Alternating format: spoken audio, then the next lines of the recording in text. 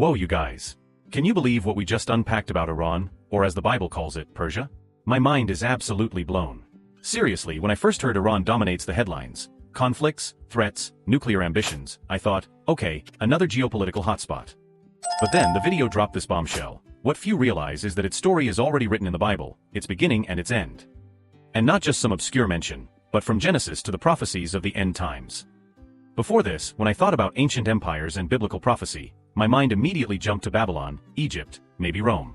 But Persia? Iran? That was a curveball, and honestly, it's got me hooked. The presenter promised to reveal Iran's true role in God's greater plan from the beginning until the end. And let me tell you, they delivered.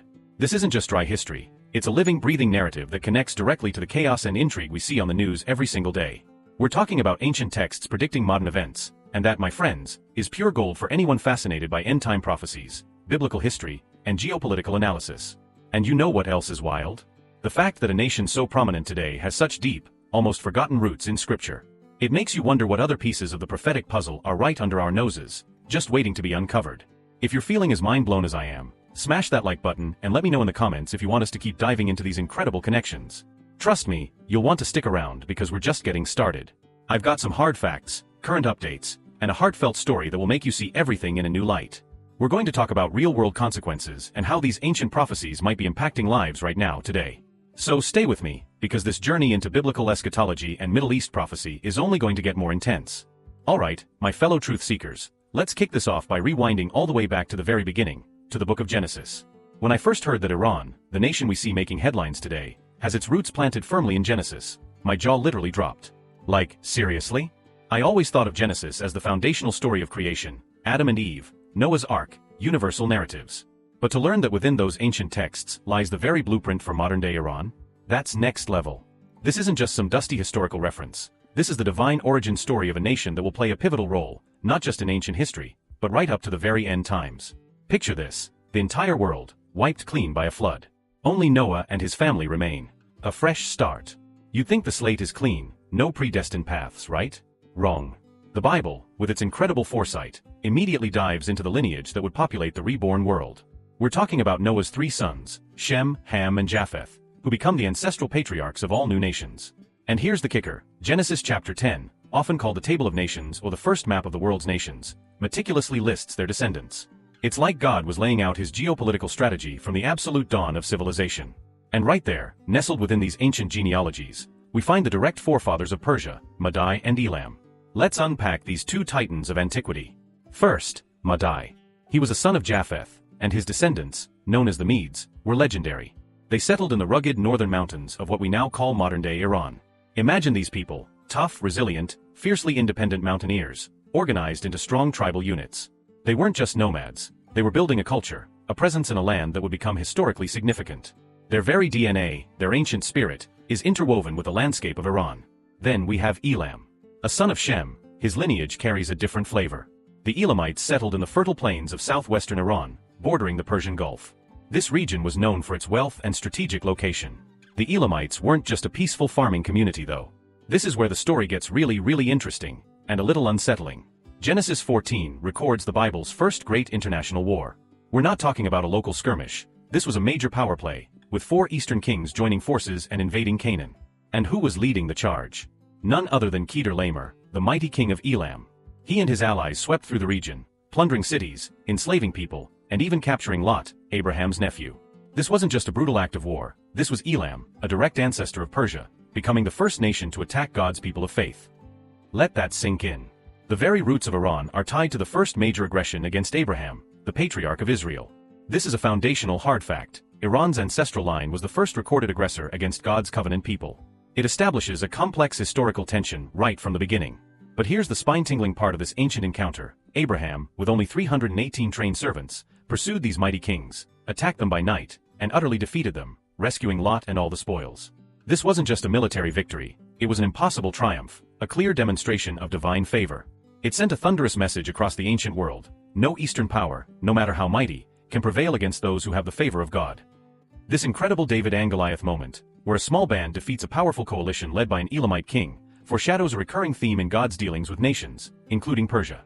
So while Elam didn't just vanish after this defeat, centuries passed.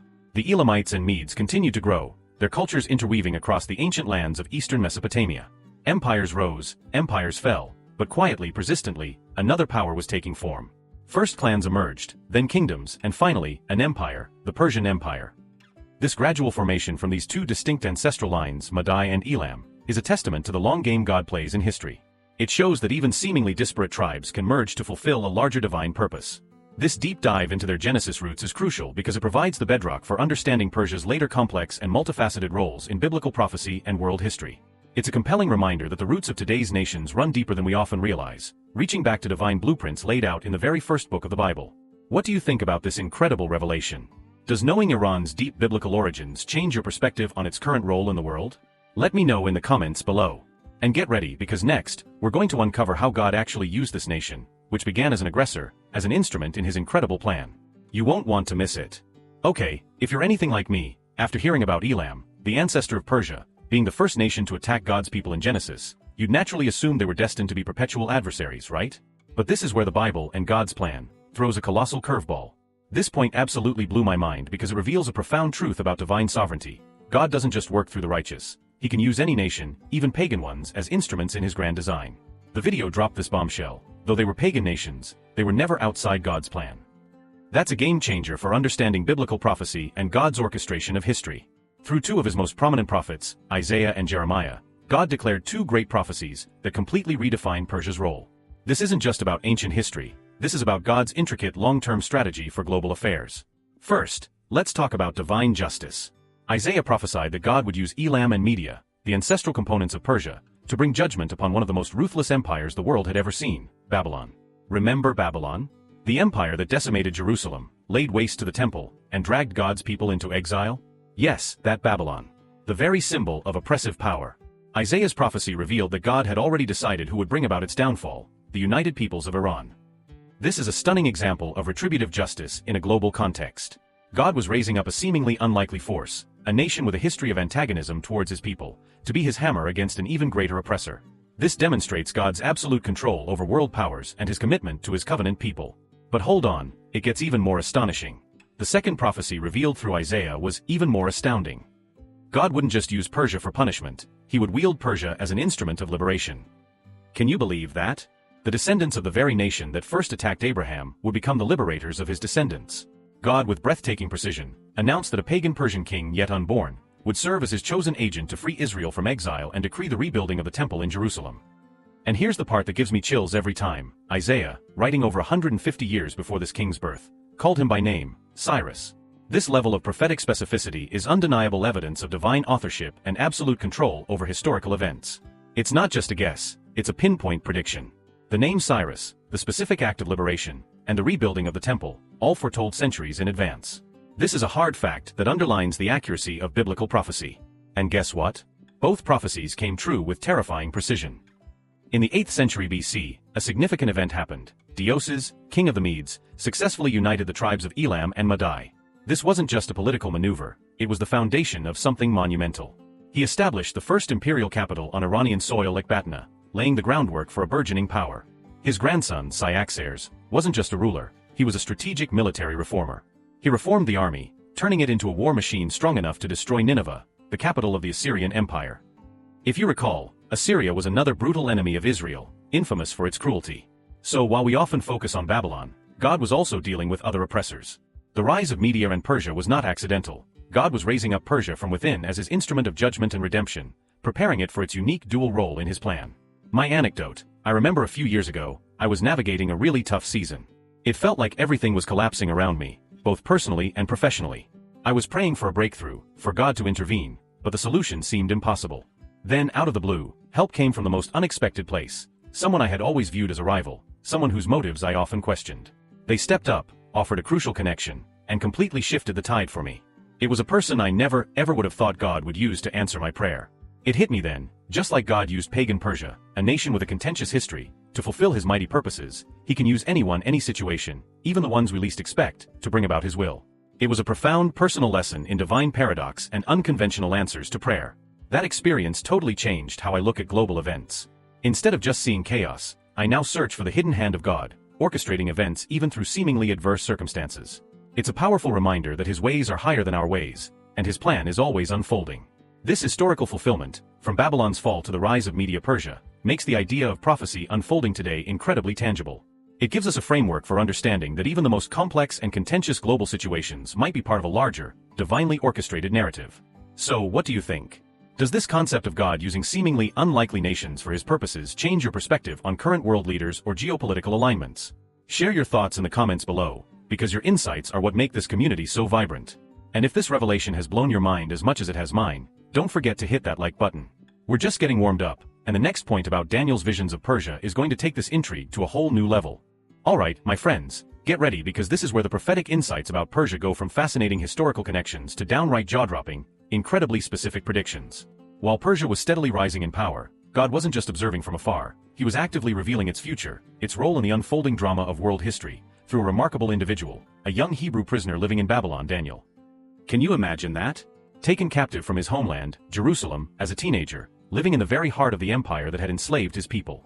Yet, in the darkness God chose him, bestowing upon him an extraordinary gift of visions that spoke not only about his own time, but about the course of all human history.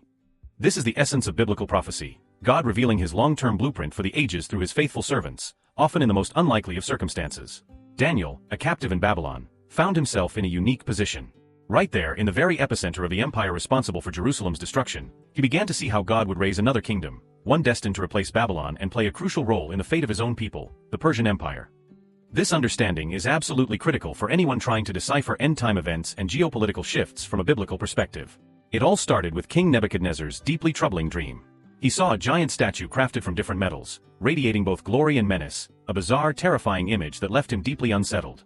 But here's the twist: the king, tormented by this dream, demanded not only an interpretation but also for someone to reveal it without first hearing it.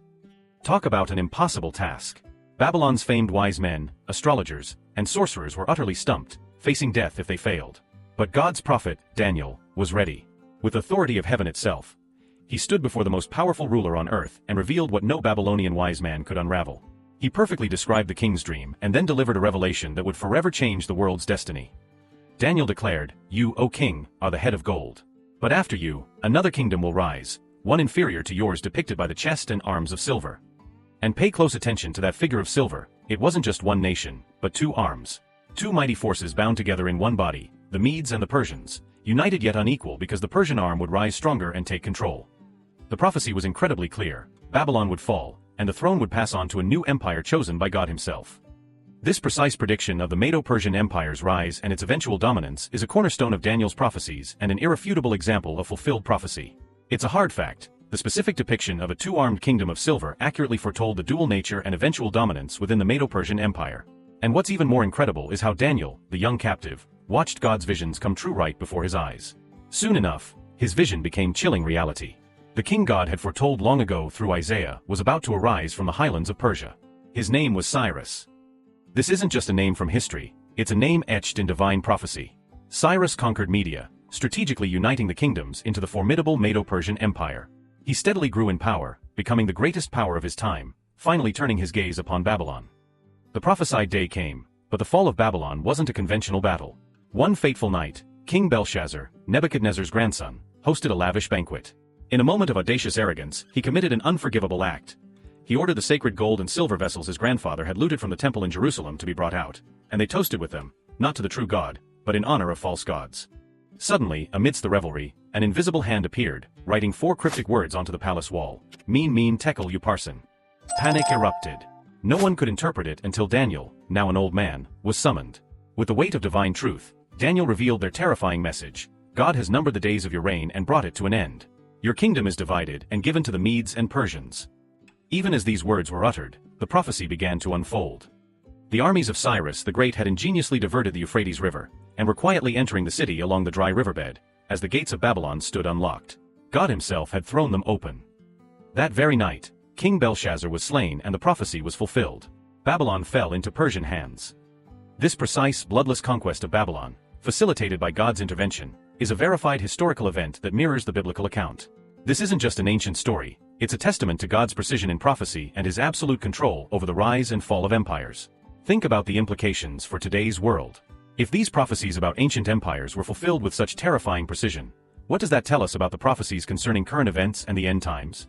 The Jews who had wept by the rivers of Babylon now witnessed an impossible dream come true, a foreign pagan king decreed that they could return home to Jerusalem. Cyrus did more than just permit their return. He financed the rebuilding of the temple and sent the Jewish leaders back with royal support to restore God's dwelling place. Thus, Persia became the one nation not to destroy Israel, but to rebuild it. This dramatic historical shift, from oppressor to liberator, is a powerful example of divine paradox and showcases Persia's utterly unique biblical significance. What do you guys think? Does this level of accuracy make you look at today's headlines, at the geopolitical maneuvers and power shifts, with a different lens? Are we witnessing the subtle unfolding of another ancient prophecy? Share your thoughts below, because your perspective adds so much to our discussion. And if this deep dive into Daniel's incredible visions has captivated you, smash that like button. We're building a community of truth seekers here, and your engagement fuels our mission to uncover more of these incredible revelations. Don't go anywhere, because next, we're going even deeper into Daniel's further prophetic visions about Persia, and how they perfectly foretold its future fate and the rise of the next great empire. It's going to get even more intense. Just when you think you've wrapped your head around Persia's incredible journey, from its Genesis roots, its role in toppling Babylon, and even its crucial part in the rebuilding of the temple, Daniel's prophetic visions weren't finished. In fact, they continued, becoming even more precise, detailed, and frankly, a little terrifying. This is where the story of Persia in biblical prophecy deepens significantly, moving beyond its initial redemptive role to foreshadow its future power, its incredible conquests, and ultimately, its destined fall. It's a testament to the comprehensive nature of Daniel's prophecies regarding the entire sweep of world empires. The video revealed that God unveiled another even more frightening vision about Persia to Daniel. Imagine being Daniel, a captive, witnessing these profound truths unfold. In this vision, from the chaotic waters arose 4 monstrous beasts. Each beast represented a successive world empire. The second beast, the one relevant to Persia, was described as looking like a massive bear raised up on one side with 3 ribs clutched between its teeth. And then a powerful commanding voice thundered, "Get up and eat your fill of flesh." Now, if you're like me, the image of a massive bear, raised up and devouring flesh, isn't exactly a comforting one. But the interpretation given by God was crystal clear. The bear symbolized the empire destined to follow Babylon, Media, and Persia. The reason it leaned to one side was not just a random detail, it was a powerful prophetic symbol. It precisely indicated that Persia would ultimately dominate Media, despite their initial union, which we've already seen historically. And those 3 ribs clutched in its teeth? They represented its greatest conquests, Lydia, Babylon, and Egypt, each devoured one after another in Persia's relentless march of expansion. This prophetic imagery perfectly captures the aggressive, conquering nature of the Medo-Persian Empire. The bear with 3 ribs is a vivid, accurate metaphor for the Persian Empire's primary conquests, a hard fact confirmed by secular history. And guess what? This vision was fulfilled with chilling accuracy. After conquering the formidable kingdom of Lydia in Asia Minor, a major power at the time, and then famously overthrowing Babylon itself, Persia did not slow down.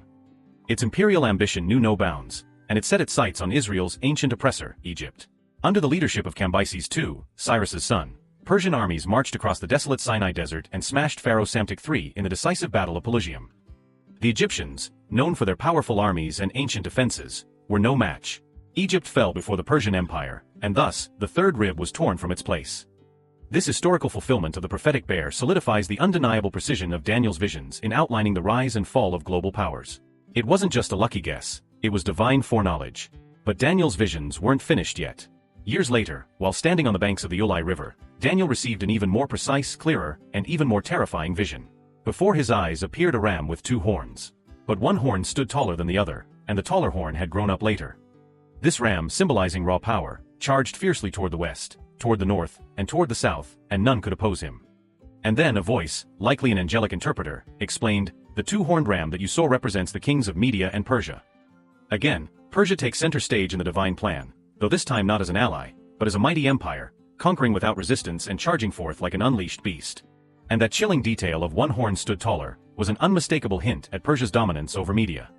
It emphasized that while 2 peoples formed one empire, only one dominant throne would ultimately prevail, solidifying Persia's preeminence within the dual empire. This recurring theme of Persian dominance in biblical prophecy is absolutely fascinating and historically accurate. And then, just as the vision of the powerful ram reached its peak, something sudden and dramatic occurred. Suddenly, from the west, a goat appeared swift as the wind with a single prominent horn right between his eyes. In a flash, this goat, with incredible speed and fury, charged the ram, knocking him down and trampling him underfoot. This was the profound prophecy of the next empire. Greece, under Alexander the Great, would overthrow Persia with supernatural speed. At that very moment, Daniel, receiving the vision, might not have known the goat represented Greece, but he clearly understood that Persia, the greatest, most glorious empire the world had yet seen, would one day fall. The swiftness and decisive nature of Alexander the Great's conquests over the massive Persian Empire, which truly happened in a blink of an eye historically, perfectly aligns with this prophetic imagery. Alexander the Great's rapid conquest of Persia, culminating in battles like Issus and Gog and Magog, is a cornerstone of ancient history that validates this prophecy. These visions are not just ancient stories, they provide an incredible framework for understanding the ebb and flow of world history from a divine perspective. The rise and fall of empires, the shifts in global power, the specific characteristics of each, it's all part of a larger, divinely orchestrated narrative. The fact that Persia, a seemingly invincible force, was prophesied to fall by Greece, a lesser-known power at the time, is mind-boggling. It underscores the incredible accuracy and predictive power of biblical predictions. What do you think about these beastly visions? Do they make you reevaluate the timelines of history, seeing them not as random events but as pieces of a grand design? Drop your profound thoughts in the comments. And don't forget to like this video if you're enjoying this deep dive into ancient prophecies, geopolitical shifts, and the undeniable precision of God's Word. We're building a community of truth seekers here, and your engagement fuels our mission to uncover more of these incredible revelations. Stay tuned, because the story of Persia takes another incredible turn next, revealing its role as a surprising shield for God's people. After all those intense visions about empires rising and falling, about Persia's mighty conquests and its prophesied downfall, you might think Persia's story in the Bible would just fade out. But no, that ending had not yet come. In its days of splendor, Persia was not only invincible, it was the center of the world. Imagine that level of global dominance. Its vast empire stretched from India all the way to Ethiopia, encompassing a staggering 127 provinces. That's an unparalleled reach for an ancient empire. And during the reign of King Ahasuerus, who many biblical scholars and historians identify as Xerxes I, the same Xerxes who famously battled the Greeks at Thermopylae, the throne of this immense empire was established in the majestic city of Susa in the heart of Elam, what we now call southwestern Iran. So Iran in its ancient form, was truly the undisputed superpower of its day, a central hub of ancient history, global politics, and a crucial stage for biblical narrative. And this is precisely where one of the Bible's most unexpected miracles happened. Get this, the great empire would be conquered by a single woman. No, not conquered in battle with armies and swords, but in a way that preserved an entire people from annihilation. King Ahasuerus, in a fit of drunken pride, publicly humiliated and then banished Queen Vashti for her defiance. This opened the door for a kingdom-wide search for a new queen, leading to a rigorous year-long preparation process for beautiful young virgins from across the empire to be presented to the king. Among them was a remarkable young woman named Hadassah, a Jewish orphan secretly raised by her wise and devout cousin Mordecai. In the palace, she was given a new, more fitting name, Esther. Esther, chosen for her beauty and grace, and without the king knowing her Jewish heritage, captured the king's favor, and Ahasuerus crowned her queen of Persia. This isn't just a romantic tale, it's a profound testament to divine providence and God's strategic placement of individuals in positions of power and influence to fulfill his purposes. But then a deadly enemy emerged, Haman, a man described as an Agagite or Amalekite, ancient, sworn enemies of Israel. Haman rose to the highest position next to the king, wielding immense power and influence. When Mordecai, out of religious conviction, refused to bow down to Haman, Haman, proud and vindictive, didn't just plot to punish Mordecai. His hatred was so deep, he conceived a plan to annihilate an entire people, all the Jews scattered throughout the vast Persian Empire. Haman, with cunning and deceit, convinced the king that there was a strange nation scattered throughout his kingdom, a people with peculiar laws who did not obey the empire's decrees, implying they were disloyal and dangerous. He persuaded the king that they should be destroyed, even offering a huge sum of money to facilitate their extermination. Without fully understanding the implications, Haman sealed the deadly decree with the royal ring. Think about the horrifying real-world consequences of this. In less than a year, every Jew in Persia was destined for death, men, women, and children on a specific day. Chaos and despair spread throughout the Jewish community, and Mordecai, in deep mourning, urged Esther to act. Esther found herself in an impossible life-or-death situation. To intercede for her people, she had to approach the king uninvited, which according to Persian law, carried an instant death penalty, unless the king chose to show mercy by extending his golden scepter. The weight of millions of lives rested on her young shoulders. But Esther, displaying incredible courage and faith, decided to put her life on the line and went before the king without being summoned. And God granted her favor in his sight. The king graciously raised his scepter. But Esther wasn't hasty or impulsive, she knew timing was everything. She cleverly invited the king and Haman to 2 successive banquets. It was at the second banquet that she unleashed the truth like a sharpened blade. She revealed to the astonished king that a decree had gone out, ordering the extermination of my people and myself. The king, utterly enraged, demanded to know who would dare do this. And Esther's reply was simple, yet devastating: our enemy is this wicked man Haman. The true villain was exposed. Haman was swiftly hanged on the very gallows he had ironically built for Mordecai. But the danger wasn't entirely over, because Persian law, once issued, could never be overturned. So Esther and Mordecai, now empowered by the king, brought forward an even bolder plan, a new decree, which the king signed. Throughout the provinces, the Jews were granted the right to defend themselves and take vengeance on those who attacked them on the appointed day. The day once marked for their annihilation instead became a day of triumph and celebration. On that day, the Jews, empowered by the king's new decree, rose up and defended themselves, and many of their enemies perished. Without realizing it, and against the wicked intentions of Haman, the Persian Empire had become a fortress, a throne, and a shield for God's people. The Feast of Purim, celebrated annually by Jews worldwide, is a historical commemoration of this miraculous deliverance through Esther in Persia. This story highlights Persia's crucial paradoxical role as a protector of God's chosen people, a vital dramatic chapter in Jewish history and biblical narratives of survival. It's a powerful illustration of how God works through individuals, a courageous young woman, and even mighty empires to safeguard his plans and his covenant promises. What if Esther had succumbed to fear? What if she had given up? Millions would have perished. It makes you think about the seemingly small acts of courage that can have monumental, world-altering impacts. Have you ever felt called to do something risky or uncomfortable for a greater good, perhaps in your workplace, community, or family? Share your stories. This is an incredible example of divine intervention, God's faithfulness, and the power of one person's obedience. This narrative of Persia as a shield for Israel also sets a fascinating precedent, given its later prophetic role as an enemy. It reminds us that nations can shift allegiances and roles in God's grand plan. It's a complex picture, not a simple one. What are your reflections on this incredible deliverance? Drop your thoughts in the comments, and if this story of divine protection has inspired you, don't forget to hit that like button. We're moving towards Persia's most incredible role yet, its connection to the Messiah himself. You definitely don't want to miss that. We've journeyed through its ancient origins, its role as God's instrument for judgment and liberation, its imperial might, and even its surprising function as a shield for God's people during Esther's time. You might think, after all that, Persia's grand narrative in the Bible would simply fade into the background. But here's the astonishing truth: that ending had not yet come. After Esther's miracle in Susa, Persia seemed to fade into the background of biblical narrative. Centuries passed, empires rose and fell, and Rome took center stage as the dominant power. But Persia's silence did not mean its absence. Oh no. Centuries later, as the world quietly awaited the coming of the Messiah, Persia would once again emerge, playing an unexpected and profoundly significant role in the greatest story ever told. This is mind-blowing because it showcases the long-term, intricate, and often subtle planning of God throughout human history and prophetic timelines. In the Gospel of Matthew, chapter 2, we read a passage that's been recited, sung, and depicted countless times during the Christmas season. Yet, as the video points out, it's rarely understood in its full depth. Magi came from the east into Jerusalem asking, "Where is the newborn King of the Jews? We have seen his star rise in the east and have come to worship him." Now for years, like many of you, I just pictured generic wise men.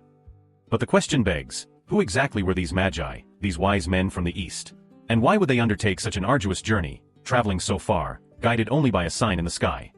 The original Greek word used is magoi, which was used to describe learned astronomers and priests from the east.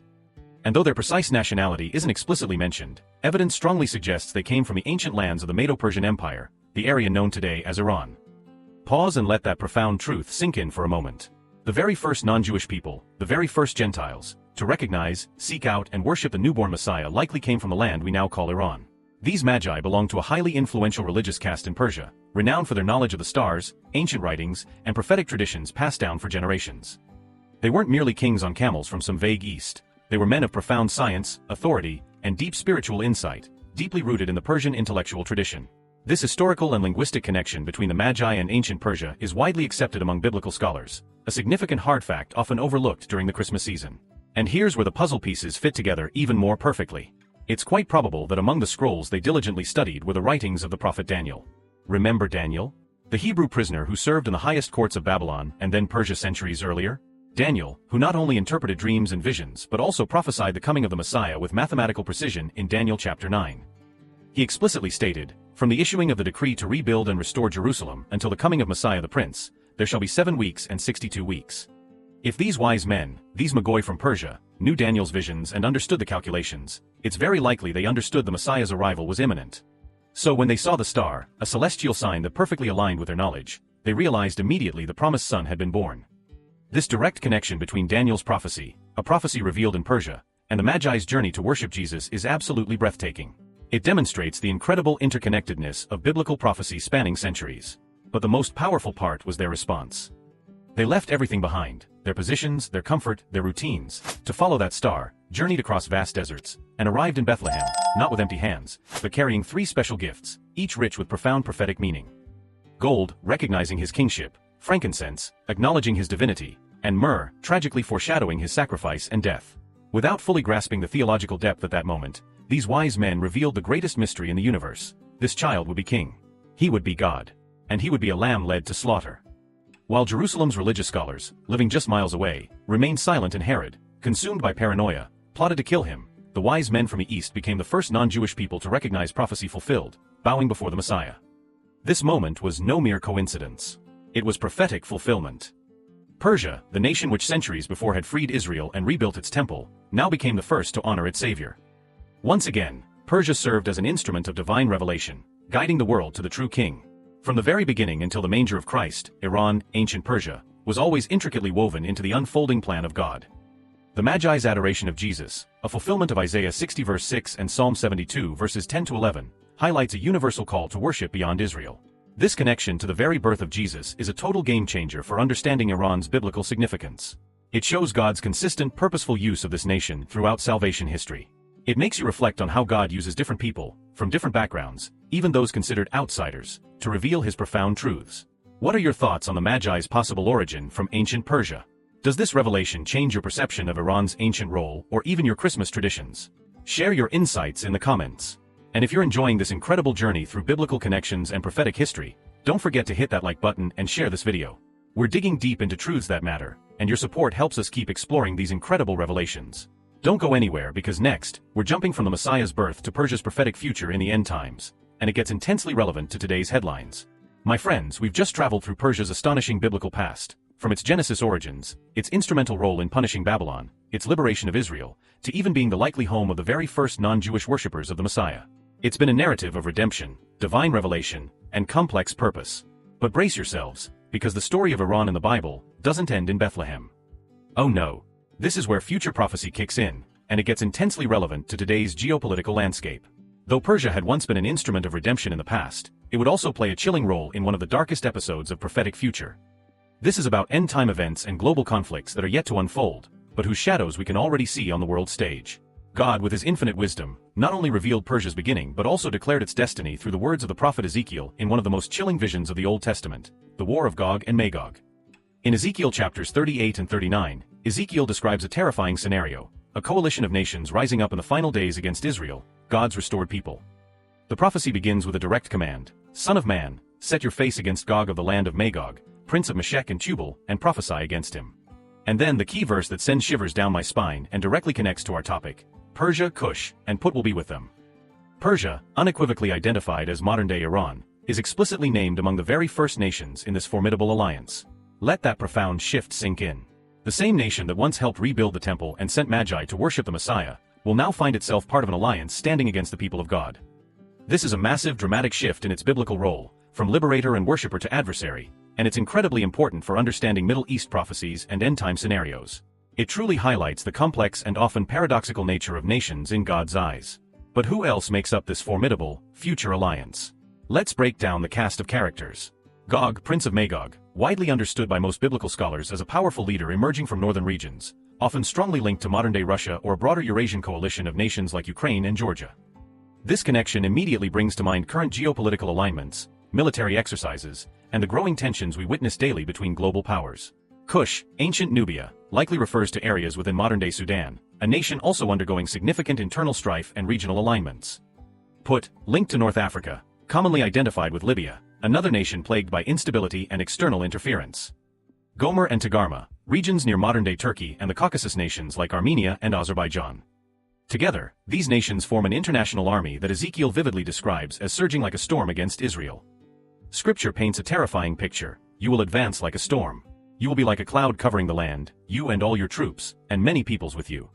This imagery evokes a massive, overwhelming military force, a global conflict of epic, unprecedented proportions, aiming to completely overwhelm Israel. However, the prophecy doesn't end in despair. It also makes it abundantly clear, but they will not succeed, for this attack will provoke God's direct, cataclysmic intervention, triggering severe divine judgment.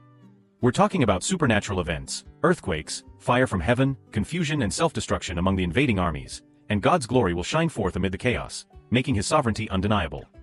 As it is written, "And so I will show my greatness and my holiness, and I will make myself known in the sight of many nations. Then they will know that I am the Lord." So Persia, once a deliverer, will now face judgment for its role in this final assault. Not because God has abandoned her entirely, but because once again, she rises against his will and his people. This is a powerful, sobering warning about the real-world consequences of defying God's plan and attacking his chosen nation. Hard facts and current updates, as of mid-2025 considerations. Iran-Russia military alliance. In recent years, the military and economic ties between Iran, Persia and Russia, identified as Gog/Magog, have significantly deepened. Reports from reputable sources like the Institute for the Study of War, ISW, and various intelligence analyses consistently highlight Iran's provision of advanced drones and munitions to Russia for its ongoing war in Ukraine.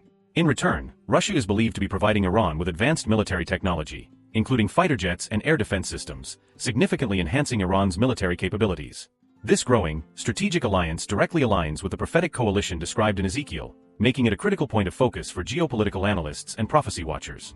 Iran's regional hegemony and proxy networks. Iran continues to exert massive, often destabilizing, influence across the Middle East.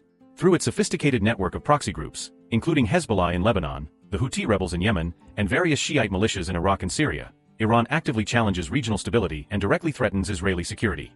This expansion of Iranian influence, frequently characterized by the phrase "from Tehran to Beirut," is seen by many as a calculated buildup towards the kind of regional dominance and aggression that could precede the prophesied storm against Israel.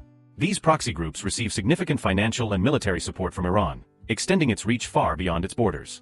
Nuclear ambitions and escalation. Iran's ongoing nuclear program, despite international sanctions and diplomatic efforts, remains a paramount concern for global security, particularly for Israel and Western powers. As of recent updates, Iran has continued to enrich uranium to near weapons-grade levels, 60% purity, far exceeding the limits set by the collapsed 2015 nuclear deal, JCPOA. This pursuit of nuclear capabilities adds an existential layer of threat and urgency to the geopolitical landscape, making the idea of an end-time conflict involving Iran even more plausible and terrifyingly real. The International Atomic Energy Agency, IAEA, consistently reports on Iran's nuclear advancements, signaling a critical stage in its program. Persia, like few other nations in the Bible, has traveled the entire arc of sacred history from its creation in Genesis to its redemptive role during exile and even its prophetic alliance in the final war. This incredible sweep of history, from the earliest books of the Bible to a precise future war, demonstrates the profound depth and reliability of biblical prophecy. What do you think about these current geopolitical alignments? Do you see the signs of this ancient prophecy unfolding in today's headlines, or do you believe it's still far off? This isn't just theory, these are real-world events that could be leading us directly to prophetic fulfillment. Let me know your profound thoughts in the comments. And seriously, if this deep dive into Iran's prophetic future has opened your eyes, don't go anywhere, because in the very next point, we're talking about Persia's ultimate fate, and it might be the most surprising revelation of all. You'll want to stick around for this hopeful conclusion. We've traced Persia, now Iran, from its ancient origins in Genesis, through its pivotal roles as God's instrument for judgment and liberation, its mighty imperial dominance, its surprising function as a shield for God's people, and its unique connection to the birth of the Messiah. And we just discussed its chilling future role in the Gog and Magog coalition, rising against Israel in the end times. Based on Ezekiel's prophecy, it all sounds pretty grim for Persia, right? An invading army consumed by fire from heaven, bodies scattered, weapons burning for 7 years, and Gog's name forever synonymous with divine judgment. And since Persia is explicitly named as part of this coalition, it will not escape punishment. But here's the twist, the incredible piece of hope, the profound revelation that makes biblical prophecy so much more complex and ultimately, more glorious than just doom and gloom. The video revealed a surprising twist, one Jeremiah had announced centuries earlier in a passage almost forgotten, yet absolutely critical for understanding Iran's ultimate destiny. The word of the Lord came to the prophet Jeremiah concerning Elam, stating, "I will shatter the bow of Elam, the backbone of its strength." That's the judgment part, right? Sounds like complete destruction, a devastating end. But then, pay close attention to the very next phrase, because it changes everything. "Yet nevertheless in the last days, I will restore the captives of Elam, declares the Lord." It's a prophecy with two sides.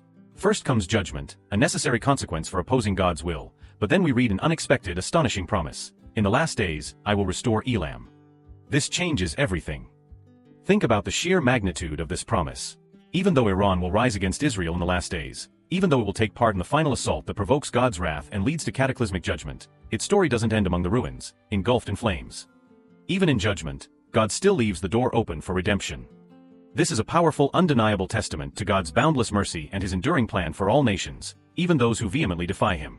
It speaks volumes about the nature of divine grace, the possibility of national repentance, and God's ultimate desire for all peoples to turn to him. This dual prophecy of judgment and restoration for Elam, Iran, found in Jeremiah 49 verses 34 to 39 is a unique prophetic pattern, highlighting God's redemptive heart even for his adversaries. The implications of this restoration prophecy are profound, not just for Iran, but for our understanding of God's character. The Iran we see making headlines today, aggressive, defiant, embroiled in dark alliances, often threatening its neighbors, will someday also play a role in a restored world, a world where nations turn to God. Persia's biblical history, with its dramatic shifts, truly mirrors humanity itself, redeemed at times, fallen into sin, subjected to judgment, and ultimately, offered restoration by grace. This is the very heart of the gospel message applied on a national, even global scale. That's why Iran's ultimate destiny in the Bible serves as both a powerful warning to empires that defiantly oppose God and a profound promise of hope to those who choose repentance and turn to Him. And the video concludes with an incredible, breathtaking vision of ultimate hope and reconciliation, because it is written that in the final days, the nations will journey to Jerusalem to worship the King, the Lord of hosts. And it shall come to pass that everyone who remains of the nations that came against Jerusalem shall go up year after year to worship the King and to celebrate the Feast of Tabernacles. Imagine that future. From the ashes of conflict, nations, once adversaries, now ascend to worship. Perhaps among those nations stands Elam. Perhaps Iran, once a redeemer, then a foe, and a judged nation, will itself witness the restored glory and join the worship. For even now, in God's heart, there remains room for those who return. This is the ultimate promise of redemptive history, that even nations deeply entangled in conflict can find a path to ultimate reconciliation with God. Let me tell you about a man named Amir. Amir was born and raised in Tehran, Iran, a place steeped in ancient history and strong religious traditions. For much of his life, he was a staunch adherent to the prevailing religious and political ideologies, seeing the world through a very specific lens that often viewed other nations with suspicion. He worked diligently in a state-owned enterprise, and his future seemed mapped out. However, deep down, Amir harbored a quiet unease. He saw the harsh realities, the constant tension, the societal restrictions, and he felt a growing spiritual hunger that wasn't being fully satisfied. One night, while secretly browsed the internet, risking severe penalties, he stumbled upon an old, almost forgotten online forum discussing ancient prophecies and their implications for the modern Middle East. He was fascinated, then shocked, to find discussions about Persia in the Bible, not just as a historical empire, but with a prophetic future. What truly captivated him was the mention of Jeremiah's prophecy, "I will restore the captives of Elam." This idea, that even a nation like his, seemingly destined for conflict, could experience ultimate restoration and redemption, sparked a flame of hope he hadn't known was missing. It was a risky journey for Amir. He started secretly acquiring translated biblical texts, using VPNs, and connecting with a clandestine network of people who shared similar spiritual questions. The promise of divine grace and ultimate reconciliation resonated deeply within his soul. He eventually quietly found faith in Jesus Christ, not by abandoning his Iranian heritage, but by seeing how beautifully it was woven into a larger, more glorious, redemptive narrative for all of humanity. Amir's story, like Persia's, is one of hope in the face of adversity, a testament to God's unwavering love and redemptive power, proving that even in the most hardened, seemingly impossible places, hearts can turn towards God. This promise of restoration is incredibly powerful, isn't it? It transcends politics, current events, and historical grievances, pointing to a future where God's will is fully realized, where even former adversaries can worship together. What does this profound prophecy mean for us today, living in times when prophecies unfold quietly, and what once seemed ancient is now more alive than ever? How does it impact your perspective on the future of nations like Iran? Do you see signs of these prophecies in today's headlines? Not just the judgment, but the glimmer of hope for restoration? Share your thoughts, your reflections, and your hopes in the comment box below. Let's get a vibrant conversation going about current events and biblical prophecy, and how these ancient texts offer a powerful ultimate hope for the future. Your insights are invaluable to our community. We've now journeyed through the biblical narratives of nations like Babylon, Egypt, Assyria, Greece, and today Iran, or Persia. Each nation, meticulously woven into God's grand tapestry, fulfilling its specific role, often in surprising ways. This isn't just dry history, it's a living testament to how God's plan is meticulously unfolding right before our eyes, with precision and purpose. If you've been fascinated by this journey and want us to keep exploring how current events connect with biblical prophecy, please, give this video a huge thumbs up and share it with everyone you know. This lets us know you want us to continue uncovering more prophecies unfolding right before our eyes, providing you with crucial insights into the times we live in. And if you're ready to dive even deeper, if you want to understand the very next layer of prophetic events that will reshape our world, then don't wait. Click right now on the video you see on your screen, Daniel's 7 Keys for Identifying the Antichrist. Daniel left us not just the signs about empires, but also the crucial keys to understanding end-time figures. In these turbulent times, understanding these prophecies is more essential than ever. So stay tuned, because the revelations keep coming, and we're just scratching the surface of God's incredible plan. Blessings.